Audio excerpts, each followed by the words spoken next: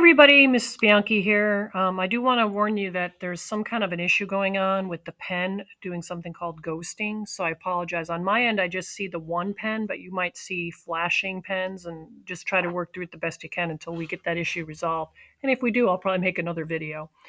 There are red tiles and blue tiles in a box. The ratio of red tiles to blue tiles is 3 to 5. There are 12 more blue tiles than red tiles in the box. How many red tiles are in the box? So the ratio again is 3 to 5, and I think it's a good idea to label like R and B on your piece of paper.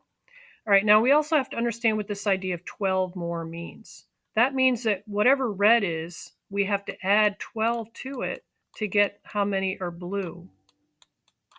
So what we should probably do is go through each of these choices, because remember, these are supposed to be red, right? We have one of these is going to be the right number of red. So let's try choice A, which is 18. If we take 18 and we add 12 to it, that's going to tell us how many blue there are, right? Because there's supposed to be 12 more blue. And if we add these things together, that would give us 30.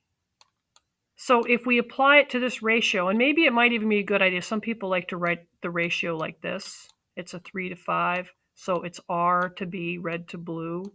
And if we write this as like a fraction, then we're looking at 18 red and 30 blue. Now, are these two ratios equivalent? There's two ways to determine that. One way is to simply check the cross products. Like we could check this times this would be 90, and you would want to explore whether or not this times this is 90. So do those two things match? Are they the same? So if we're not going to do it that way, another way we could do it is to ask ourselves, if we multiply this by 6, does this times 6 equal this? Is that proportional? So if you're saying, yeah, that's proportional, then that's probably the answer. But let's say that you want to explore the other options, right? If we want to explore the other options, let me erase all this. And let's look at the other options, because choice B says 20. So if we take the 20 that they're suggesting in choice B and add 12 to it, what would that give us? It would give us 32. So that means we'd have 20 red and 32 blue. Are these proportional? If we check the cross products, if we did this times this, this would be 100.